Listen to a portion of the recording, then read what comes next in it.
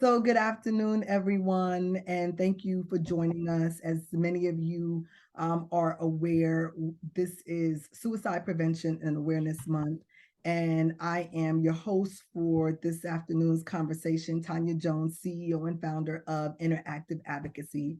And I am here today with a colleague, my mentor, a very good friend, someone I have so much respect and adoration for, Mr. Joe Crumpton, the CEO of DSC Professional Security and Investigation Corporation.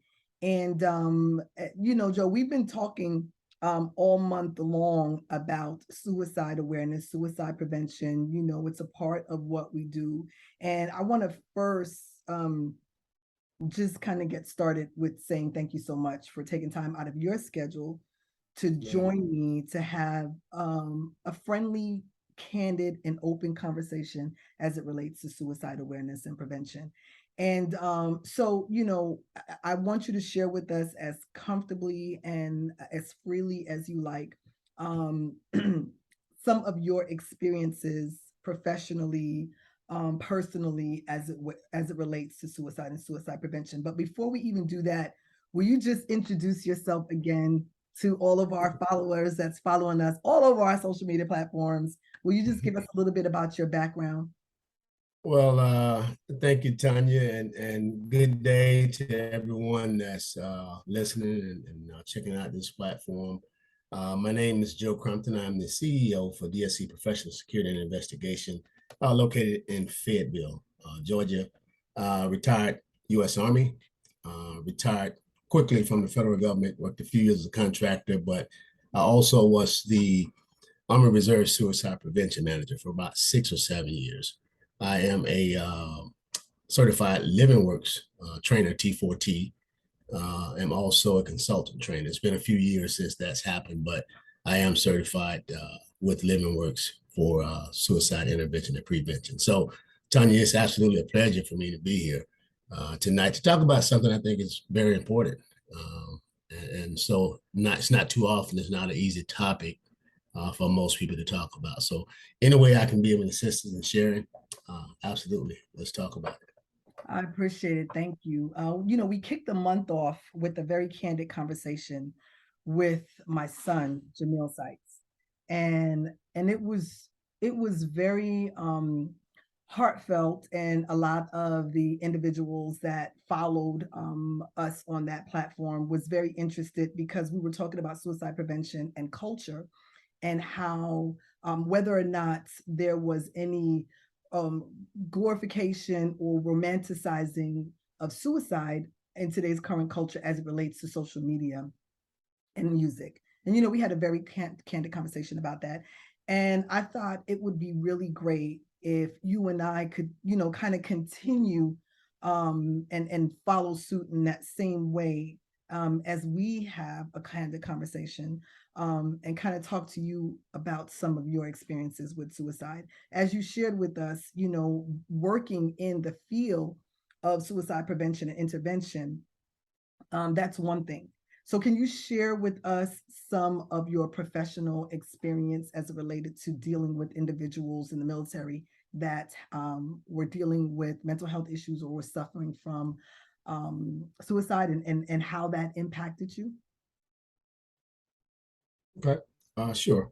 Well, one of the key things, and most people know, being in the military, that there's always, and I served 20 years, there's always been a stigma uh, in terms of suicide. And so it took me some time to realize or develop or get tools in my toolbox that equip me to be able to even talk or have a conversation with an individual in reference to suicide. So I'm a former drill sergeant where I go from, hey, it's supposed to happen this way, don't worry about it, suck it up, let's move on. That's kind of Army's motto. But then you go from there to, okay, now I'm managing a program that requires you to prevent and intervene. So I always say if I had that skill set then, maybe I wouldn't have said the things that I say it then. I wouldn't say it now because of the awareness training, the certification, and things I've gotten. Uh, Suicide for me was one of those things coming from my culture that was taboo. It was one of those things that it wasn't talked about, even if it was something that you may have been considering, because the way the people around you looked at you or viewed you. So that was like, it was almost like a curse word. You didn't say that. You didn't even consider that, because for the young people, you have so much to live for. You have this going on. You have that going on. You still have to do this and that. But at the end of the day, we never considered, or I never considered, how that person felt about what it is that they had to deal with.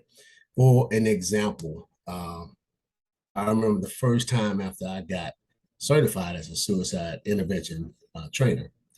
And so in the training, it's always so easy. I wouldn't say it's that easy, but it's always a lot easier to go through these motions, these scenarios, and say what it is you're going to say, because that's what the requirement is supposed to be. But the first time that someone, when I asked the question, "Are you considering suicide?" and they said yes, it blew my mind, because I really wasn't prepared, as most people aren't, to talk about suicide.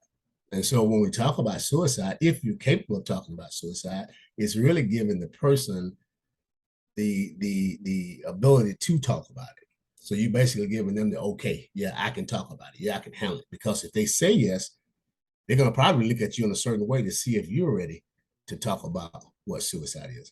Is it a hard topic? Yes. And typically, and I can speak for self, I wanted to immediately move that person from where they were to safety. But it wasn't about them. It was about me. It was about me and my feelings. I didn't want to stay there. I wanted, hey, come over here. Come over here. It's light over here. I want you to bring you over to my side. And so that's different, because unfortunately, when you meet them where they are, they're not ready to go there yet. It takes a conversation. It takes time. It takes talking about things like family, friends, faith. It takes a lot of that to see what it is that drives them, because something went wrong. And one of the illustrations we use in our Living Works training is we look at it as though it's a river, we call a river of suicide. And some people are standing on the banks of the river. And so you have one or two options. Either you watch them float by, which are all these things they have going on with them, or you reach in and grab them by the hand, you intervene in order to at least get them to consider getting help, because most often they don't know where to go get help from. That's where, with the training and awareness that I have, now I have the resources and the know-how to get people to certain places. So the way it impacted me was strange. It's blew my mind from the start, but then I was prepared and had those skills where I could slow walk the individual to a place where they can get help and resources. Um, that's just one way, Tanya.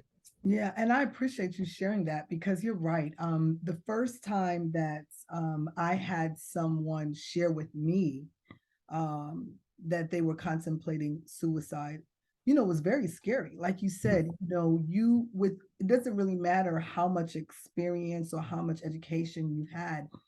It doesn't hit you until the first time someone tells you yes, you know, and it's one of those things where it's like, how ready are you to really hear this information? Someone said to me recently, we talk about dealing with a person that's struggling with mental health, and we tell them, you're not alone. Suicide should never be the option. There's always hope. But the sad reality is that when you're dealing with a person that's contemplating suicide, they've already gone through all of those steps. They're at a space in their life where they are completely hopeless, where they don't feel like there's any other answer but this. So when we share all of these different phrases, you're not alone, there is help, you owe it to all of these other people, you deserve to be here, like all of these things that you want to say to them. The question that I would have is, who really needs to be prepared to have these conversations? I mean, maybe maybe the question or the response should be to those bystanders and those family members, Mhm. suicide should never be an option. Mhm. Maybe not to the person that's struggling with mental health, but to everyone else around them, it should never be an option. So what tools do we need to always have in our toolkit, especially if we know we're dealing with a loved one that's struggling so much from mental health or depression? And I can tell you, Tanya, I share at least two instances. I won't share places in my life, but since I've done this training, I've become a consultant training. Uh, Unfortunately, sometimes it's a little bit more difficult to deal with someone very close to you. Uh, you, with all of my training and skills and abilities, I don't want to say I missed those things. I think I made assumptions because this person was so close to me that I would never have to worry about that.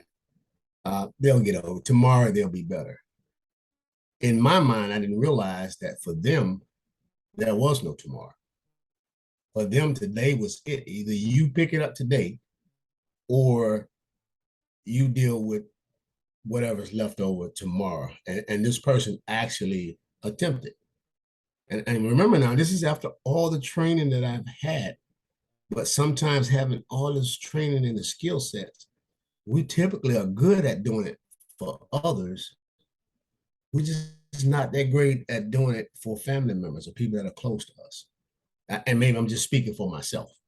But all too often the same signs that we would witness in a friend, we would witness in a person of organization.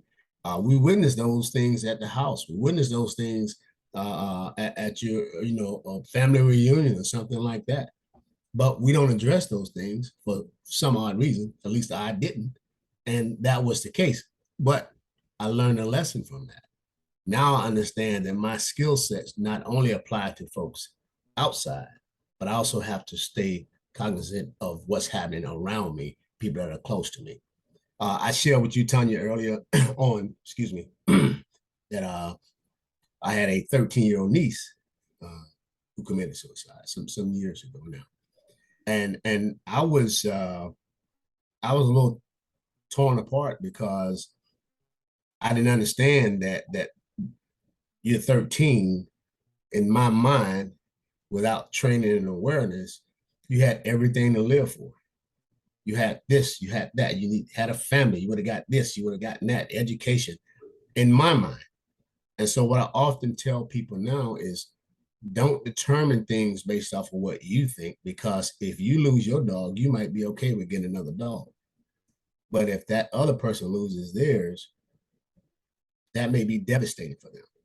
So we have to make sure that even when it happens personally, we have to be as vigilant in our homes, as vigilant in our friends, as vigilant in our organizations, and not just everybody abroad, uh, just as we would for anybody else. And so that personal experience, it does something to you, and you always, at least I always wonder, what could I have done different? What if I had this skill set? What if I had this awareness training?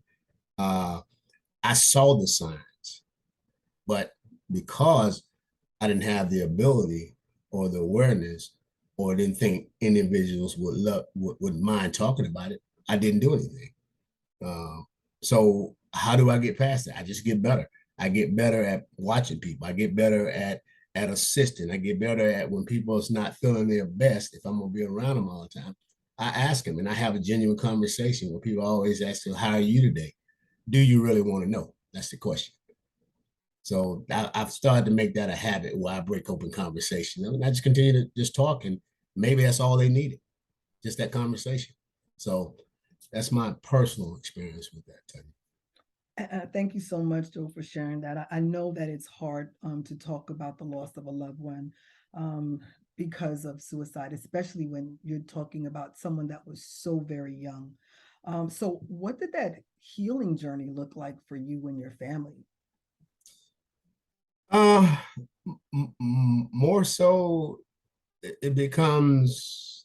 like I said earlier, what could I have done? How can I not miss things like this again? I have to pay closer attention. Remember, I said earlier, it was a culture thing from the culture I came from. It didn't exist. So it was like, no, this really didn't happen. First, you got to understand that it did happen.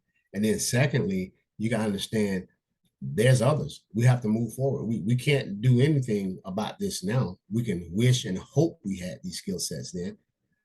We saw the signs, but we didn't have the I don't know, I would say courage. I'm only speaking for myself, courage to address whether the individual was considering suicide as an option.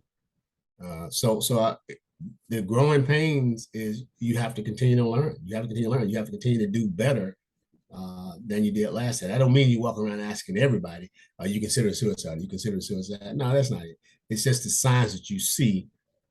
Take some time and for me, that's what I do now. Take some time to have a conversation and find out where they're at. And don't be afraid to ask them if they're considering suicide. Don't be afraid to ask, because if the answer is yes, I encourage you through training and awareness.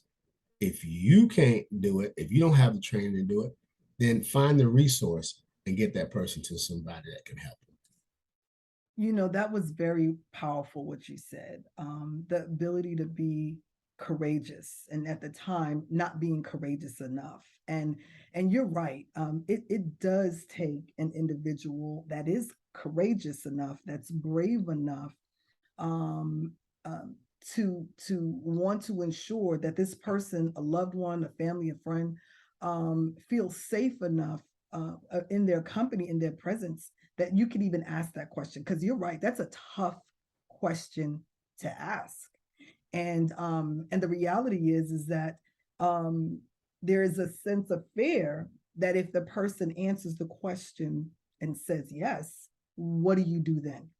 And if you don't have the skill set, do you go ahead and get them those resources? And what does that look like? Because now you're now almost taking ownership Right. of ensuring that that person at least leaves you going into the next person of care, right? Because you don't want to just have the conversation with the person and then say, okay, well, I recommend that you do this thing, and Right. then there's no follow through. So you want to do like you want to make sure that they are safely Mm-hmm. in front of that resource that they need.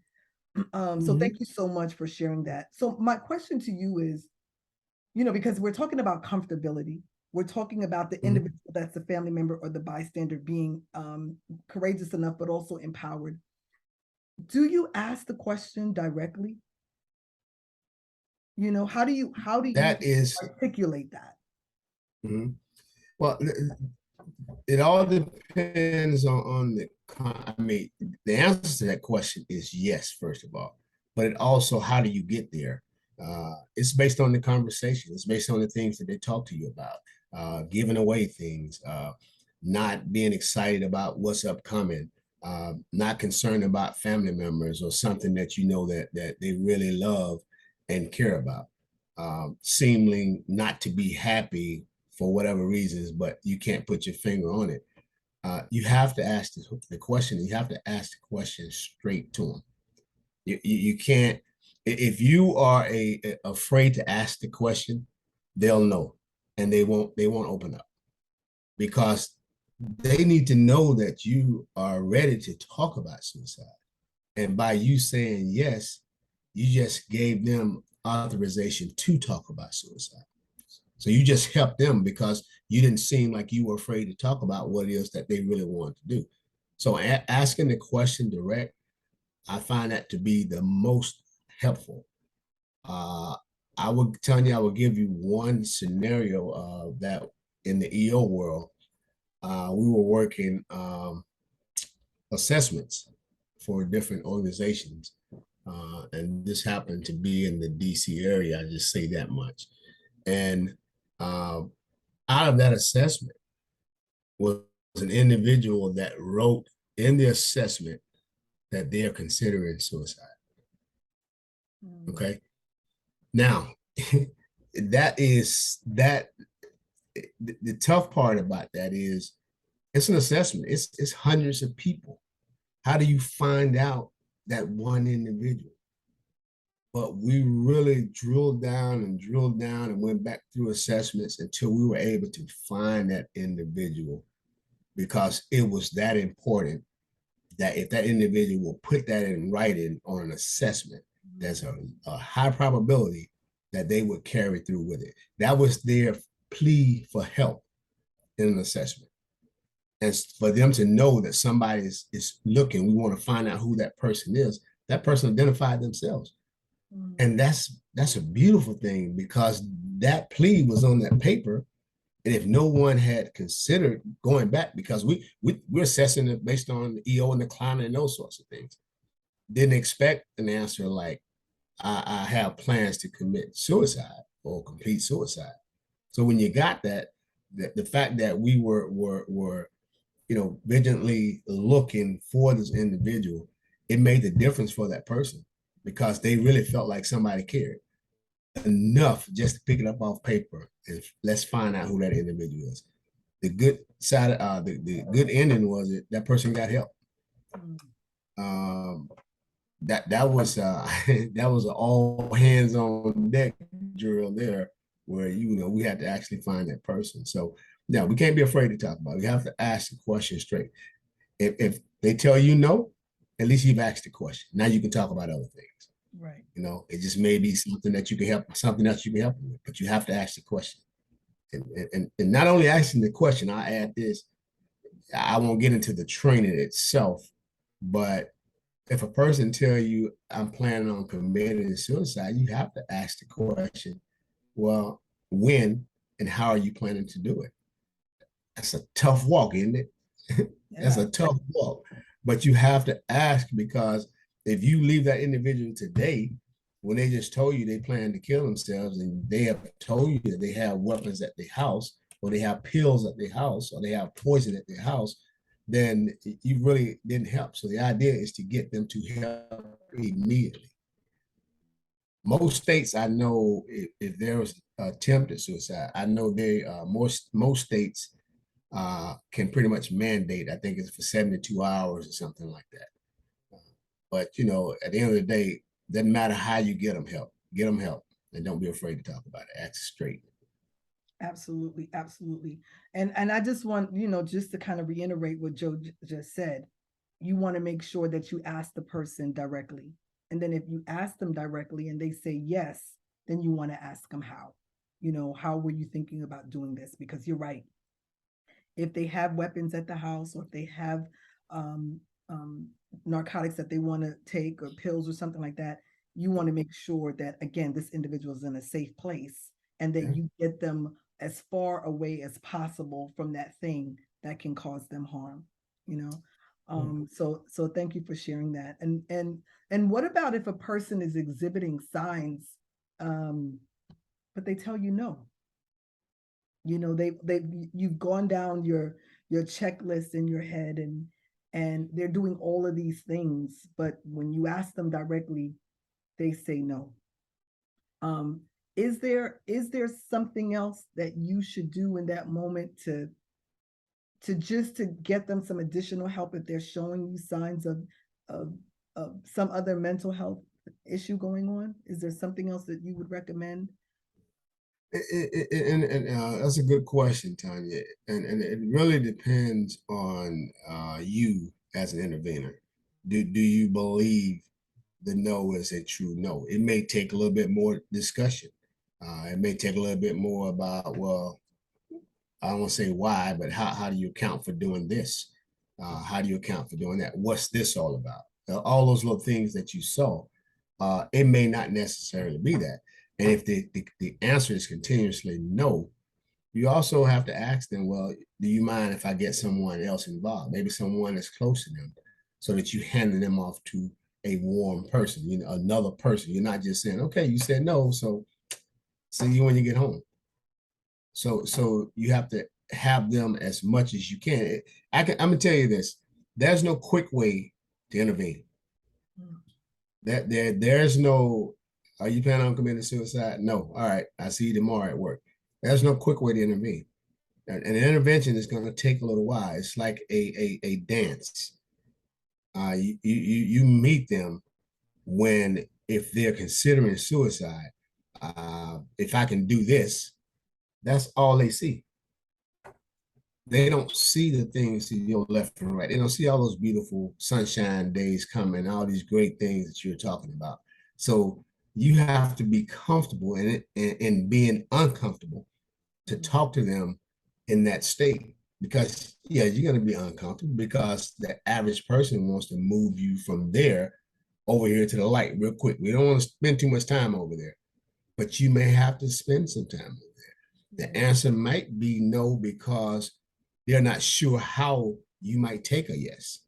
But once you continue to talk to them to where they start to feel comfortable with you, that you really are trying to help, and that you could get them to some resources for help, if not yourself, uh, they'll tend to open up and be honest.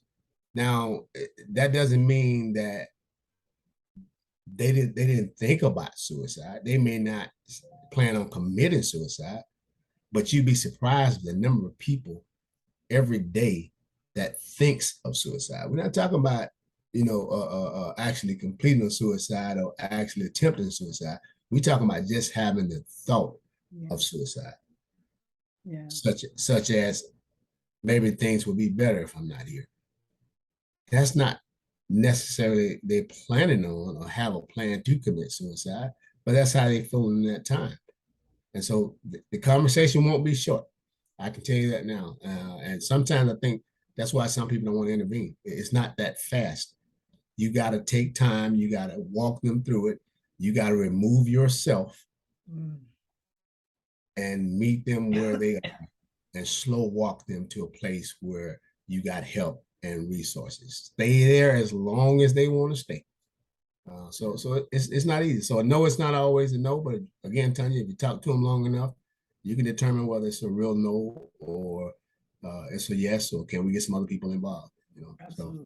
Absolutely. One of the things that I've noticed as a veteran, I noticed that there's a lot of change in dialogue as it relates to suicide. Like you said, and I remember moons ago where it was like a direct question, but now I'm hearing it even in the voice recordings at the VA. Are you contemplating suicide? Do you have suicidal thoughts? When you go to the doctors now, you're seeing more and more of this type of language on the intake forms, because you want to make sure that if you are having these thoughts, that even if you don't carry it out, there is some help available for you as well to kind of help you cope with some of the hardship and the mental health concerns that you're having. So I think you're right. I think it's very important that we have these conversations, and suicide is one of those things that mental health disease is one of those things that doesn't discriminate. It doesn't matter what your race is, what your age, what your gender, your religion. Anyone that is suffering from severe depression or some other type of mental health breakdown could be dealing with this in silence. Just recently, actually just yesterday, I was talking to one of my fellow colleagues, as we're preparing for Suicide Awareness and Prevention Month, and someone took suicide in such a huge way. A high profile person, the CFO for Bed Bath and Beyond. And I was like, oh my goodness, this is so heartbreaking that that he took his life. And everyone will ask why, and he did this and he did that, but at the end of the day, whatever the reason was, he felt like there was no other option. And that's the part that is just so hard to deal with, because we've got to deal with the root of it. And no matter what people believe, there was some other bigger thing going on in this person's world, that this became the option. There was something else going on. Like I find it very hard to believe that a person that's feeling this way just makes this decision in one day. Like Right. it's something that you're dealing with over a period of time that you haven't been able to articulate or express. But I find it really hard to believe, and maybe I'm wrong, but I find it hard to believe that it's normally by one event. Not to say that it can't happen, but Mm-mm. it seems like when you kind of peel the layers of the onion back a little bit, this is a person that has been struggling with some things for a very long time. It's ironic that you say that, Tanya. I know you probably remember the T2 or T4T training. Um, One of the things that we started that model off with was something we call the contributories. And the contributory is so many things that are happening simultaneously or, so often. So all these little things are happening here, there. And the last thing that happened could be something that we would consider very small and minute. However, that's all it took for that person to go over the waterfall into the lake of suicide, a river of suicide. So it's a bunch of little contributors, a bunch of little things that's happening that pushes that person to that. Uh, it just could be so many things. Even with our veterans, bless them. I mean, there's increases of suicide almost everywhere, and I've seen several different numbers. But one I seen, and this was just from I believe 1999 2010, where we were having 22 veterans a day, 22 veterans a day to take their lives. That's one veteran every 65 minutes. I think the latest numbers the VA have is it down to like 17 a day. That's still too many. One is too many. Uh, are there things that we can do better? Sure. That's a whole bunch of things that we can do better. If I had to speak in terms of, and I know you didn't ask me this, Tanya, but I just wanted to share it.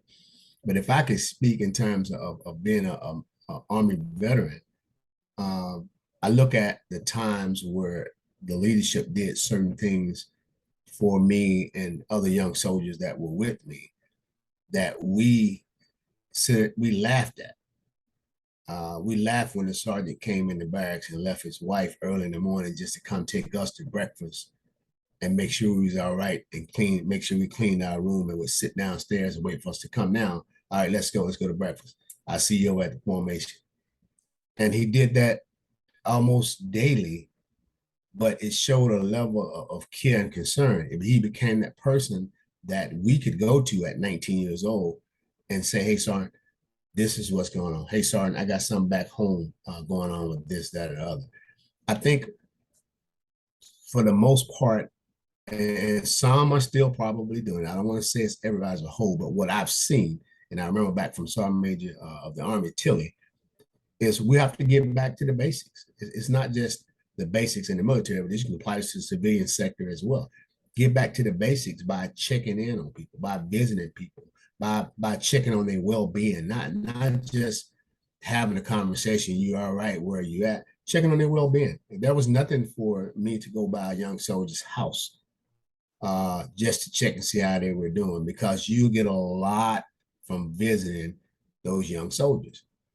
If they have a wife, if they have a kid or a husband, and have a kid, they you get a lot from just that 5-10 minute visits to check on them.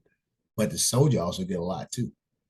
They get to know that you really care and are concerned about their well-being. So we have to get away from us senior leaders as I want to make this grade, I want to do this, let's get back to the basics. We get back to the basics of taking care of soldiers. Soldiers take care of you. Absolutely. And like you said, this definitely spills over into your home life with your family. Mm-hmm. You know, you have your head of your household, you've got mom, you've got dad, you got family members that are looking out for you.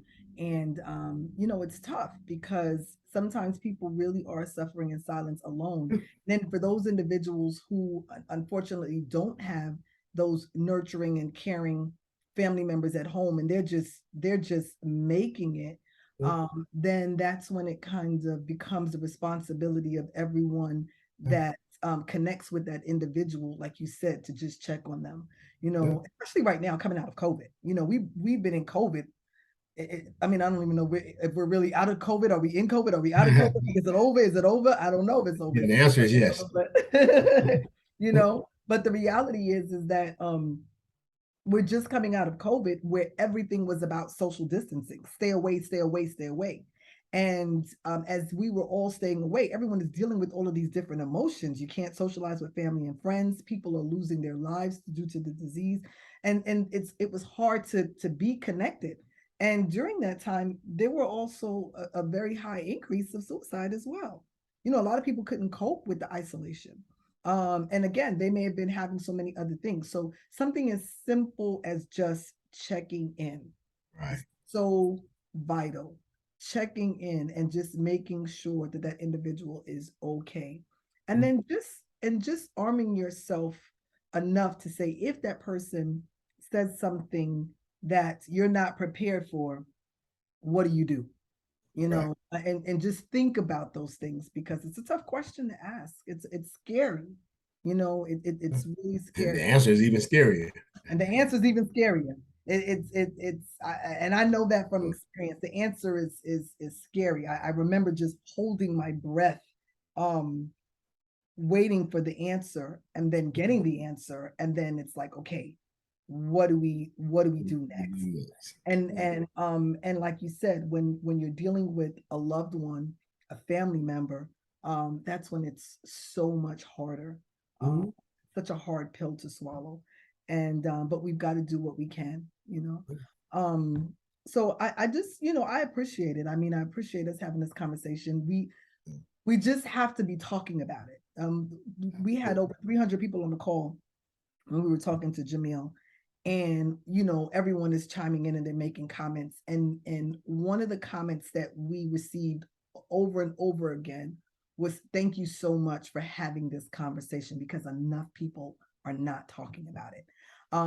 One thing that I can say is, this generation of young folks, I have so much respect for them, because they are talking about these type of things. They're advocating um in completely different ways, and they're using their Mhm. voices because they're watching their friends around them suffer.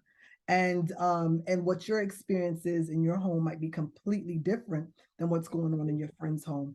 And they're just talking about it. So I think a lot of people, was received very well, the conversation between myself and my son, because he's a senior in college, he's 21 years old. And they were talking about this.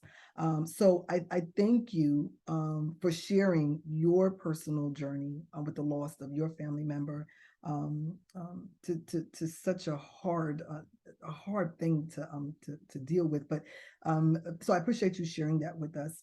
And again, I just want us to be able to continue the conversation. So that's one of the things that we're going to be doing all month long. We're just going to be having, candid conversations. We have some clinicians that are going to be coming in that we're going to be talking to live as well. Different resources that are available, different tools, um, different things that you need to look out for, some signs and symptoms of a person that's struggling with mental health. So we'll have Mr. Charleston Gaines coming on board to talk with us on the 15th, and Dr. Andrea McKee. We're going to be talking to her at the end of the month. And then we're going to also again, continue the conversation on suicide on so many different forums. We have Portia the poet, and she's going to talk about advocacy and poetry and suicide. And then we're going to also have Sequoia Brown, who is the CEO and founder of Strange Fruit Express. And I'm really excited to talk to her, because she's going to talk about trauma through her performance arts, and that's through dance. And how dance has also been a coping mechanism to deal with trauma. So I'm really looking forward to having that conversation. So Joe, just again, thank you so much. And if I could share just one last thing that I was pretty ignorant of myself for years, I made an assumption that most of your suicides happened around the holiday seasons. That is not true. The highest increase in suicide is during the spring. That's Mm. what studies say. So I just wanted to share that because I know we're getting pretty close to that. Uh, I used to always make an assumption that that's when things happen. Well, you got to remember that's when family is around. That's when friends are around. It's the spring that's moving forward after all that is done. It's typically the toughest time for a lot of people to get over. So I just wanted to share that. Thank you so much, Joe. Thank you for sharing that. I really do appreciate it. And again, just thank you for taking time out of your busy schedule to just have this conversation with me. Two friends just talking about some of the hard things that we're dealing with. And I just appreciate you so much. Thank you so much. Well, thank you for having me. I really appreciate it. It's always good talking to you. Thank you. And to everyone out there, again, continue to follow us on all of our social media platforms. Today is September the 8th, and we dropped our suicide prevention and awareness video on our YouTube channel, Motel. So please check it out and share your comments and reviews.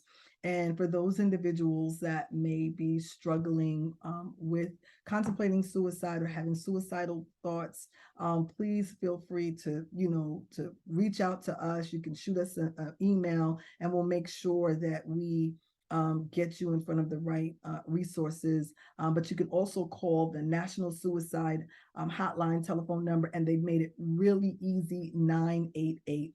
The suicide hotline number, 988. So thank you again so much for joining us. We appreciate you. And until next time, continue to be unstoppable. Yes, ma'am. Thank you so much. Thank you.